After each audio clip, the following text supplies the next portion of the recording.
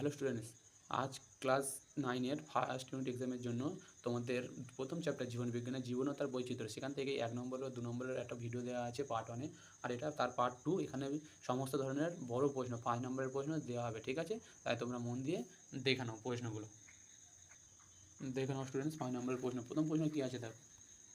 দেখো 1 নম্বরের প্রশ্ন, প্রথম প্রশ্ন 5 নম্বরের, দেখো 5 নম্বরের প্রশ্ন, প্রথম প্রশ্ন, ঠিক আছে? জীবের প্রধান বৈশিষ্ট্যগুলো উদাহরণ সহ আলোচনা করো। জীবদেহের কিছু বিশেষ বৈশিষ্ট্য থাকে যা তাদের জড় পদার্থ থেকে আলাদা করে। জীব বৃদ্ধি পায়, যেমন একটি ছোট গাছ বড় গাছে পরিণত হয়। জীব প্রজননের মাধ্যমে নতুন জীব সৃষ্টি করে, যেমন মানুষ সন্তানের জন্ম দেয়। জীবদেহে বিপাক ক্রিয়া ঘটে যার মাধ্যমে শক্তি উৎপন্ন হয়। জীব পরিবেশের উদ্দীপকের প্রতি সাড়া দেয়, যেমন গরম জিনিস ছুলে হাত সরিয়ে নেওয়া। জীব চলন করতে পারে। জীব এবং প্রাণীর এক স্থান থেকে অন্য স্থানে যায়। এই বৈশিষ্ট্যগুলোর জন্য তাদের জীব বলা হয়। 2, দেখো অপচিতি বিপাক ও উপচিতি বিপাকের মধ্যে 5টি পার্থক্য। অপচিতি বিপাক সরল পদার্থ থেকে জটিল পদার্থে তৈরি হয়, কিন্তু উপচিতি বিপাক জটিল পদার্থ ভেঙে সরল পদার্থ হয়। অপচিতি বিপাকে শক্তি প্রয়োজন হয়, কিন্তু উপচিতি বিপাকে শক্তি উৎপন্ন হয়। উপচিতি বিপাক দেহের বৃদ্ধি ও গঠন তৈরিতে সাহায্য করে। অপচিতি বিপাক দেহে শক্তি সরবরাহ করে।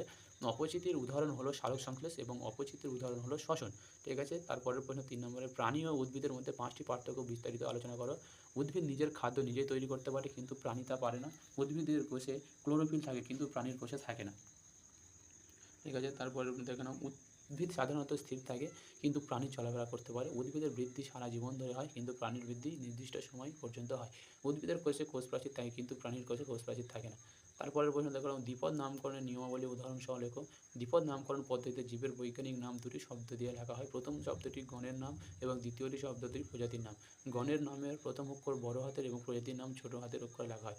বৈজ্ঞানিক নাম সাধারণত ল্যাটিন ভাষায় লেখা থেকে মুদ্রণে এটি তির্যক অক্ষরে লেখা হয়। উদাহরণ, মানুষের বৈজ্ঞানিক নাম হোমো সেপিয়েন্স। দেখো 5 দাগের প্রশ্ন, ট্যাক্সোনমির প্রয়োজনীয়তা বা গুরুত্ব আলোচনা করা। ট্যাক্সোনমি হলো জীবদের সাদৃশ্য ও বৈসাদৃশ্যের ভিত্তিতে শ্রেণীবিন্যাস করা বিজ্ঞান। এর মাধ্যমে জীবদের সঠিকভাবে শনাক্ত করা সহজ হয়। ট্যাক্সোনমির সাহায্যে নতুন জীবের পরিচয় নির্ধারণ করা হয়। এটি জীবদের সম্পর্কে অধ্যয়ন ও গবেষণাকে সাহায্য করে। পৃথিবীর বিভিন্ন স্থানে একই জীবকে একই বৈজ্ঞানিক নামে চিহ্নিত করা যায়, তাই জীববিজ্ঞান ট্যাক্সোনমির গুরুত্ব অনেক বেশি। 6 দাগের প্রশ্ন দেখো, আর.এইচ. হুইটেকারের 5 রাজ্যের শ্রেণীবিভাগ আলোচনা করো। 1969 সালে জীববিজ্ঞানীরা আর.এইচ. হুইটেকার জীবজগতকে 5 রাজ্যে ভাগ করেন। এই শ্রেণীবিভাগ করা হয় কোষের গঠন, দেহের সংগঠন, পুষ্টির ধরন এবং প্রজনন পদ্ধতির ভিত্তিতে।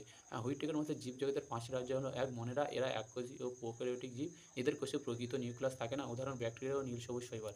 দেখো তারপরে প্রশ্ন, প্রোটিস্ট, এরা প্রধানত এককোষী ইউক্যারিওটিক জীব, সাধারণত জল বা আর্দ্র পরিবেশে বাস করে, উদাহরণ অ্যামিবা, প্যারামেসিয়াম। ফাঙ্গাস, এদের দেহে ক্লোরোফিল থাকে না, তাই এরা সালোক সংশ্লেষ করতে পারে না এবং মৃতজীবী বা পরজীবী হিসেবে জীবনযাপন করে, উদাহরণ মাশরুম, ইস্ট। দেখো আইভি প্লান্টি, এরা বহুকোষী জীব এবং এদের কোষে ক্লোরোফিল থাকে, এরা সালোক সংশ্লেষের মাধ্যমে খাদ্য তৈরি করে, উদাহরণ বিভিন্ন গাছপালা। দেখো তারপরে অ্যানিমেলিয়া, এরা বহুকোষী জীব এবং নিজেরা খাদ্য তৈরি করতে পারে না, এরা অন্য জীবের উপর নির্ভরশীল, উদাহরণ মানুষ, পশু, পাখি। মনেরা ও প্রতিষ্ঠা রাজ্যের বৈশিষ্ট্য উদাহরণ সহ দেখো। মনেরা রাজ্য, মনেরা রাজ্যের জীবগুলি সাধারণত এককোষী এবং প্রোক্যারিওটিক বৈশিষ্ট্য, এরা এককোষী জীব, কোষ প্রকৃতির, কোষে প্রকৃত নিউক্লিয়াস থাকে না, উদাহরণ ব্যাকটেরিয়া, নীল সবুজ শৈবাল। প্রতিষ্ঠা রাজ্য, প্রতিষ্ঠা রাজ্যের জীবগুলি প্রধানত এককোষী ইউক্যারিওটিক বৈশিষ্ট্য, এরা এককোষী ইউক্যারিওটিক জীব, কোষে প্রকৃত নিউক্লিয়াস থাকে, সাধারণত জল বা আর্দ্র পরিবেশে বাস করে, উদাহরণ অ্যামিবা, প্যারামেসিয়াম, ইউক্লিনা। তারপরে দেখো ফাঙ্গাস বা ছত্রাক রাজ্যের প্রধান বৈশিষ্ট্য আলোচনা করো। ফাঙ্গাস বা ছত্রাক হলো এক ধরনের ইউক্যারিওটিক জীব যাদের দেহে ক্লোরোফিল থাকে না। এরা বৈশিষ্ট্য দেখে নাও, এরা ইউক্যারিওটিক জীব, এদের দেহে সদস্যতা হাইপা দ্বারা গঠিত, এদের দেহে ক্লোরোফিল থাকে না, তাই এরা সালোক সংশ্লেষ করতে পারে না। তাছাড়া এরা মৃতজীবী বা পরজীবী হিসেবে জীবনযাপন করে। 6, স্পেসারের মাধ্যমে বংশবৃদ্ধি করে, এদের কোষ প্রাচীর কাইটিন দ্বারা গঠিত, আর সাধারণত আর্দ্র অন্ধকার পরিবেশে জন্মায়। হ্যাঁ, উদাহরণ মাশরুম, ইস্ট, পেনিসিলিয়াম। 9 দাগের প্ল্যান্টি ও অ্যানিমেলিয়া রাজ্যের বৈশিষ্ট্য আলোচনা করো। প্ল্যান্টি রাজ্য, প্ল্যান্টি রাজ্যের জীবগুলিকে সাধারণভাবে উদ্ভিদ বলা হয়।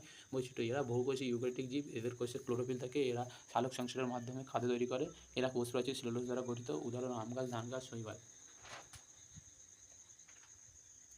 অ্যানিমেলিয়া রাজ্য, অ্যানিমেলিয়া রাজ্যের জীবগুলিকে সাধারণভাবে প্রাণী বলা হয়। বৈশিষ্ট্য, এরা বহুকোষী ইউক্যারিওটিক জীব, এদের কোষ প্রাচীর থাকে না, এরা নিজেরা খাদ্য তৈরি করতে পারে না, উদাহরণ মানুষ, গরু, মাছ, পাখি।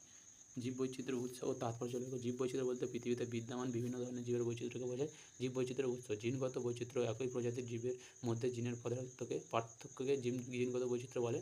প্রজাতিগত বৈচিত্র্য, বিভিন্ন প্রজাতির জীবের উপস্থিতিকে প্রজাতিগত বৈচিত্র্য বলে। বাস্তুতান্ত্রিক বৈচিত্র্য, বিভিন্ন ধরনের বাস্তুতন্ত্র যেমন বন, মরুভূমি, সমুদ্র ইত্যাদির বৈচিত্র্যকে বাস্তুতান্ত্রিক বৈচিত্র্য বলে। তারপরের প্রশ্ন দেখে নাও, তারপরের জীববৈচিত্র্যের তাৎপর্য, পরিবেশের ভারসাম্য বজায় রাখতে সাহায্য করে, খাদ্য, ঔষধ ও বিভিন্ন কাঁচামাল সরবরাহ করে, বাস্তুতান্ত্রিক স্থিতিশীল রাখে, নতুন প্রজাতির সৃষ্টি ও বিবর্তনে সাহায্য করে, মানুষের জীবনধারণের জন্য অত্যন্ত গুরুত্বপূর্ণ। 11 থেকে জীবনের চলন ও গমনের মধ্যে 5টি পার্থক্য লেখো। জীবদেহের অঙ্গ প্রত্যঙ্গের নড়াচড়াকে চলন এবং এক স্থান থেকে অন্য স্থানে স্থান পরিবর্তনকে গমন বলে। পার্থক্য: চলন দেহের অঙ্গের নড়াচড়া ঘটে, গমন সম্পূর্ণ জীব এক স্থান থেকে অন্য স্থানে যায়। চলন এতে জীবের অবস্থান পরিবর্তন হয় না, গমন এতে জীবনের অবস্থান পরিবর্তন হয়। চলন উদ্ভিদ ও প্রাণী উভয়ের মধ্যে দেখা যায়, গমন প্রধানত প্রাণীদের মধ্যে দেখা যায়। চলন এটি সাধারণত নড়াচড়া, গমন এটি স্থান পরিবর্তনের উদ্দেশ্যে ঘটে। 5. চলনের উদাহরণ: সূর্যের দিকে গাছের পাতা ঘোরা। গমন উদাহরণ: মানুষের হাঁটা বা পাখির উড়ে যাওয়া। 12 দাগের প্রশ্ন দেখে নাও। বিনাশবিধির জনক ক্যারোলাস লিনিয়াসের অবদান সংক্ষেপে লেখো। ক্যারোলাস লিনিয়াস একজন সুইডিশ জীববিজ্ঞানী। তাকে বিনাশবিধির জনক বা ফাদার অফ ট্যাক্সোনমি বলা হয়। তার প্রধান অবদান: তিনি জীবদের বৈজ্ঞানিকভাবে শ্রেণীবিন্যাস করার পদ্ধতি প্রবর্তন করেন। তিনি দ্বিপদ নামকরণ পদ্ধতি চালু করেন। এই পদ্ধতিতে প্রতিটি জীবের দুটি নাম থাকে, একটি গণনাম এবং একটি প্রজাতির নাম। তিনি জীবদের উদ্ভিদ ও প্রাণী এই দুই প্রধান ভাগে বিভক্ত করেন। তার বিখ্যাত গ্রন্থ স্টিমা নেচারে তিনি বহু জীবের শ্রেণীবিন্যাস করেন। এই সব অবদানের জন্য লিনিয়াস জীববিজ্ঞানে অত্যন্ত গুরুত্বপূর্ণ স্থান অধিকার করেন। কি বা ডাইকোটামাস কি এর সংজ্ঞা ও সুবিধা লেখো। সংজ্ঞা: জীবদের সঠিকভাবে শনাক্ত করার জন্য যে পদ্ধতিতে দুটি বিপরীত বৈশিষ্ট্যের সাহায্যে ধাপে ধাপে জীবকে চিহ্নিত করা হয় তাকে কি বা ডাইকোটামাস কি বলার সুবিধা। জীবকে সহজে শনাক্ত করা যায়, জীবদের শ্রেণীবিন্যাস করতে সুবিধা হয়, বিভিন্ন জীবদের বৈশিষ্ট্যের তুলনা করা সহজ হয়, নতুন প্রজাতি চিহ্নিত করতে সাহায্য করে, জীববিজ্ঞানের গবেষণায় গুরুত্বপূর্ণ ভূমিকা পালন করে। 14 দাগের প্রশ্ন দেখো। জীববৈচিত্র্যের ক্ষয় বা হ্রাসের কারণগুলো আলোচনা করো। জীববৈচিত্র্যের ক্ষয় বলতে বিভিন্ন প্রজাতির জীবের সংখ্যা কমে যাওয়া বা বিলুপ্তি হয়ে যাওয়াকে বোঝায়। জীববৈচিত্র্যের ক্ষয়ের কারণ: বন উজাড়: বন ধ্বংসের ফলে অনেক জীব তাদের বাসস্থান হারায়। দূষণ: বায়ু, জল ও মাটির দূষণের কারণে অনেক জীব মারা যায়। জনসংখ্যা বৃদ্ধি: মানুষের সংখ্যা বাড়ার ফলে প্রাকৃতিক সম্পদের উপর চাপ বাড়ে। শিকার ও অবাধ বাণিজ্যের সঙ্গে বাণিজ্য: অনেক প্রাণী শিকার করার কারণে বিলুপ্তির পথে। জলবায়ু পরিবর্তন: পৃথিবীর তাপমাত্রা বৃদ্ধি, পরিবেশের পরিবর্তনের ফলে অনেক প্রজাতি টিকে থাকতে পারে না। তারপর 15 থেকে প্রশ্ন দেখো। জীবের উত্তেজিত বা সাড়া প্রদান উদাহরণ সহ ব্যাখ্যা করে। জীবের উত্তেজনা অনুভব করে তারা প্রতিক্রিয়া প্রদর্শন করার ক্ষমতাকে উত্তেজিত বা সাড়া প্রদান বলে। ব্যাখ্যা: জীব পরিবেশের বিভিন্ন উদ্দীপনা যেমন আলো, তাপ, স্পর্শ বা শব্দের প্রতিক্রিয়া দেখায়। এই প্রতিক্রিয়াকে সাড়া প্রদান বলা হয়। উদাহরণ: স্পর্শ করলে লজ্জাবোধে গাছের পাতা ভাঁজ হয়ে যায়। সূর্যের আলো পেলে গাছের পাতা সূর্যের দিকে ঘুরে যায়। মানুষের চোখে বেশি আলো পড়লে চোখের মণি ছোট হয়ে যায়। গরম বস্তু স্পর্শ করলে মানুষের হাত বেরিয়ে নিয়ে এইভাবে উত্তেজনা অনুভব করে। প্রতিক্রিয়া দেওয়া জীবের একটি গুরুত্বপূর্ণ বৈশিষ্ট্য। জীবের প্রজনন ক্ষমতা ও বৃদ্ধির মধ্যে সম্পর্ক লেখো। জীবের প্রজনন ও বৃদ্ধি জীবনের দুটি গুরুত্বপূর্ণ বৈশিষ্ট্য। এই দুটি পরস্পরের সঙ্গে ঘনিষ্ঠভাবে সম্পর্কযুক্ত। সম্পর্ক দেখানো ওই দুজনের মধ্যে। বৃদ্ধি বলতে জীবদের আকার ও ওজন বৃদ্ধি পাওয়াকেই বোঝায়, আর প্রজনন বলতে জীবের নিজের মতো নতুন জীব সৃষ্টির করার ক্ষমতাকে বোঝায়। জীবের বৃদ্ধি ঘটলে তার দেহ পরিপূর্ণতা লাভ করে এবং তখনই সে প্রজননে সক্ষম হয়। অর্থাৎ বৃদ্ধি ছাড়া সাধারণত প্রজনন সম্ভব হয় না। প্রজননের মাধ্যমে নতুন জীব জন্ম এবং সেই নতুন জীব আবার ধীরে ধীরে বৃদ্ধি পায়। এইভাবে জীবের বৃদ্ধি ও প্রজনন একে অপরের সঙ্গে ঘনিষ্ঠভাবে সম্পর্কিত। 17 দাগের বৈজ্ঞানিক নাম লেখার সময় যে ভুল বল এড়ানো উচিত। বৈজ্ঞানিক নাম লেখার ক্ষেত্রে কিছু নির্দিষ্ট নিয়ম মানতে হয়। ভুল করলে নামটি সঠিক হয় না, যে ভুল এড়ানো উচিত। বৈজ্ঞানিক নামে দুটি শব্দ লিখতে হয়, একে শব্দ লেখা উচিত নয়। এক গণনাম, এর প্রথম অক্ষর বড় হাতের এবং প্রজাতির নাম ছোট হাতের হয়। দুটি শব্দের মাঝে স্পেস রাখতে হয়। মুদ্রিত অবস্থায় নামটি ইটালিক অক্ষরে লিখতে হবে। তা দেখো 5 হাতে লিখলে দুটি শব্দকে আলাদাভাবে আন্ডারলাইন করতে হবে। 18 দাগের প্রশ্ন, ভাইরাসকে জীব ও জ্বরের মধ্যবর্তী পর্যায়ে বলা হয় কেন?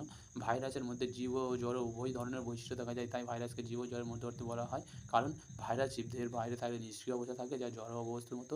এটি স্ফটিক আকারে পরিণত হতে পারে বা জড় বস্তুর বৈশিষ্ট্য, কিন্তু জীবদের ভিতরে প্রবেশ করলে এটি সক্রিয় হয়ে ওঠে। তখন এটি বংশবৃদ্ধি করতে পারে, যা জীবের বৈশিষ্ট্য। তাই ভাইরাসকে জীব ও জ্বরের মধ্যবর্তী অবস্থা বলা হয়। শ্রেণীবিভাগের সুবিধা সমূহ কী কী? জীবদেহের বিভিন্ন দলে ভাগ করার পদ্ধতিকে শ্রেণীবিভাগ বলে। শ্রেণীবিভাগের সুবিধা: অসংখ্য জীবকে সহজভাবে অধ্যয়ন করা যায়। জীবদেহের মধ্যে সাদৃশ্য ও বৈসাদৃশ্য বোঝা যায়।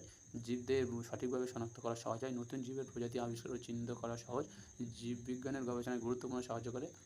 দেখো 20 দাগের প্রশ্ন, জীবের রক্ষণাবেক্ষণ ও বিপাকের সম্পর্ক কী? জীবের দেহের বিভিন্ন কার্যকলাপ বজায় রাখার জন্য শক্তির প্রয়োজন হয়। এই শক্তি উৎপন্ন হয় বিপাক প্রক্রিয়ার মাধ্যমে। সম্পর্ক: বিপাক হলো জীবদেহের সংঘটিত সব রাসায়নিক বিক্রিয়ার সমষ্টি। বিপাকের মাধ্যমে জীব খাদ্য থেকে শক্তি উৎপন্ন করে।